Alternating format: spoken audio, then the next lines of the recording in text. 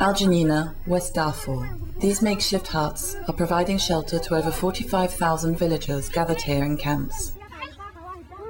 Fleeing the Janjaweed militia, they arrive empty-handed and are almost entirely dependent on food aid. Here in Al Janina, 1 child in 5 is suffering from malnutrition.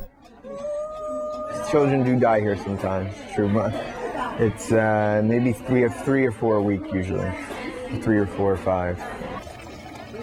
In the camps, drinking water is scarce and hard to come by. The number of latrines is also hugely insufficient. Diarrhea and respiratory infections are currently the primary cause of death.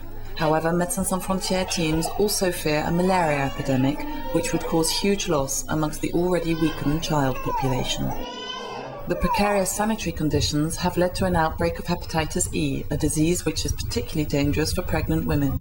As well as treating patients, MSF has set up health education teams that travel from village to village explaining the basic rules of hygiene to the population. The idea is to sensitize people to look for the case that we call the active case funding for hepatitis E and to do the swab distribution.